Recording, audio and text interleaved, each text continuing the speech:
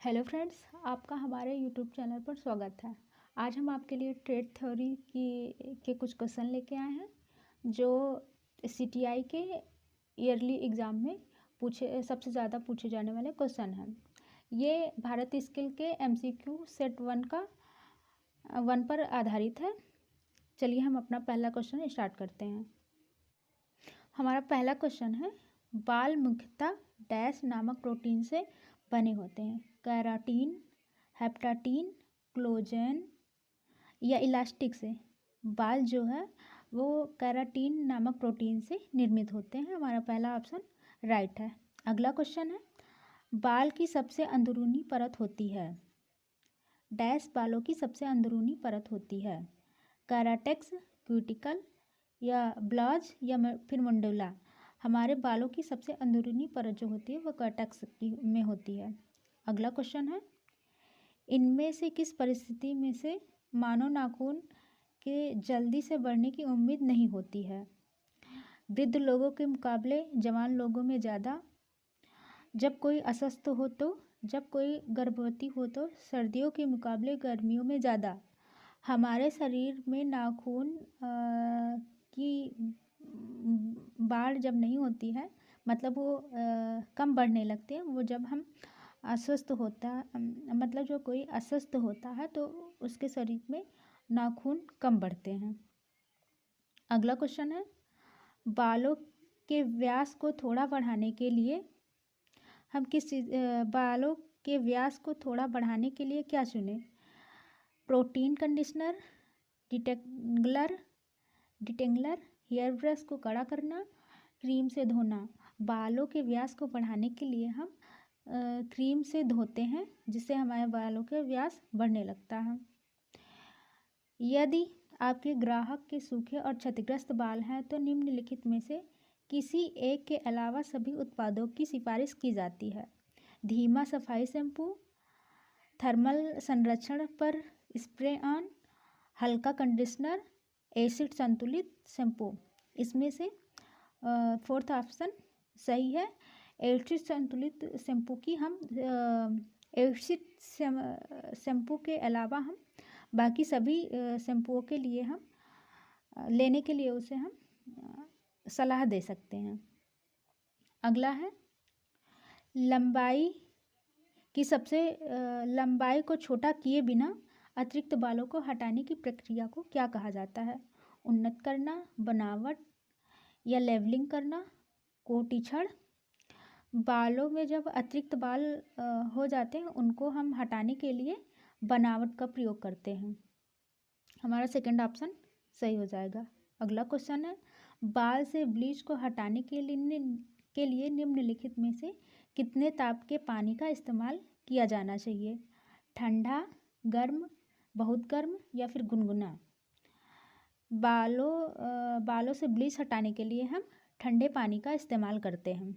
अगला क्वेश्चन है, साफ तौलिया रखा जा सकता है गंदे तौलिए के पास, एक बंद कैबिनेट में, एक खुले कैबिनेट में, शेल्फ पर। साफ तौलिए को हम एक बंद कैबिनेट में रख सकते हैं। अगला क्वेश्चन है, निम्नलिखित में से कौन सी तेलीय ग्रंथि सीबम का निर्वहन करती है। पसीना ग्रंथियों के छिद्र, बाल कूप खोलना, पैपिलरी ऑफ डर्मिस। इनमें से कोई नहीं। तेल ग्रंथियाँ जो होती है वो सीबम का निर्वहन बाल कूप को खोलने के लिए प्रयोग करती हैं। हमारा सेकंड ऑप्शन राइट हो जाएगा। अगला क्वेश्चन है, रासायनिक विसंक्रमण के लिए निम्नलिखित में से किसका उपयोग किया जाता है।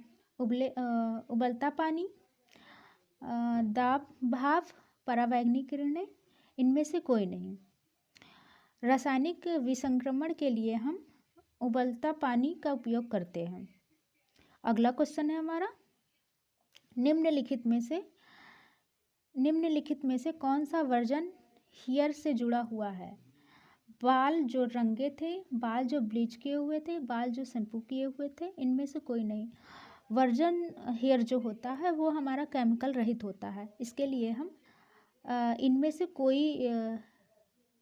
कोई भी नहीं, यानी कि हमारा फोर्थ ऑप्शन राइट हो जाएगा। अगला क्वेश्चन है हमारा, मैनिक्योर करने के बाद निम्नलिखित में से कौन सा उपयोग किया जाना चाहिए?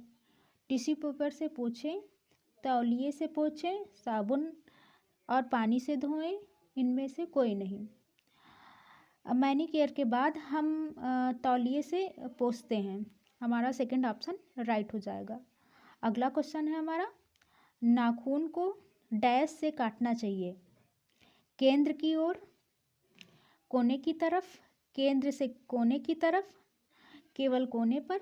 हम अपने नाखून को केवल कोने की तरफ काटते हैं, इससे हमारे नाखून की शेव अच्छी आती है।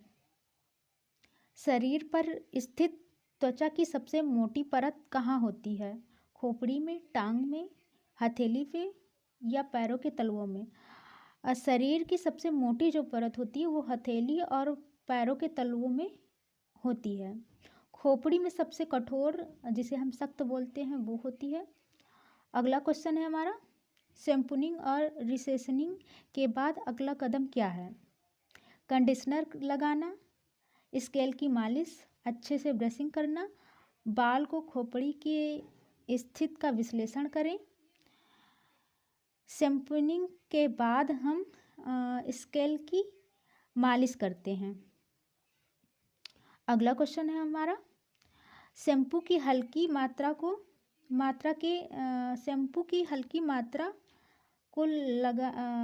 लगाने के बाद शैम्पू प्रक्रिया में अगला कदम निम्न है। खोपड़ी की मालिश करना, पानी की मात्रा का संयोजित करें, अच्छे से धोना, बालों से अतिरिक्त पानी निचोड़ें। शैम्पू की हल्की मात्रा के बाद शैम्पू की प्रक्रिया के बाद हम अपनी खोपड़ी की मालिश करते हैं तेल से। अगला क्वेश्चन है हमारा, प्रासंगिक व्यक्ति को तत्काल ग्राहक की चिंताओं से अवगत कराना महत्वपूर्ण है, क्योंकि आप कुछ और कर सकते हैं, इन्हें किसी और के साथ निपटाया जाता है, वो सही व्यक्ति द्वारा निपटाया जाए। आपको चिंता से निपटने की ज़रूरत नहीं है।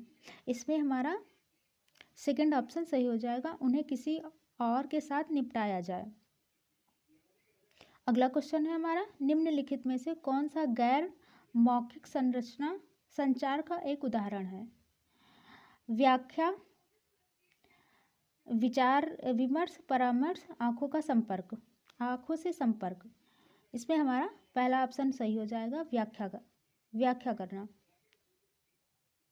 अगला क्वेश्चन है हमारा, सुरक्षा के लिए निम्नलिखित में से किसको नियमित रूप से जांचना चाहिए? कंघा, ब्रश, टूल का तापमान, क्लिप।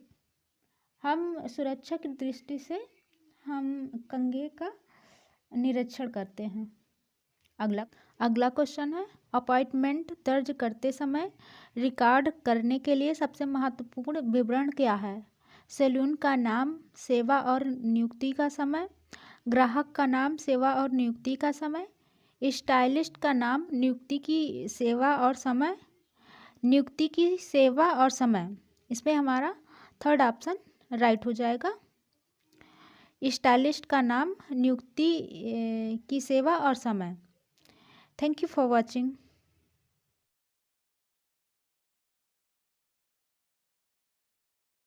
आज हमने ये 20 क्वेश्चन देखे हैं, बाकी आगे के क्वेश्चन हम अगली वीडियो में देखेंगे। Thank you for watching.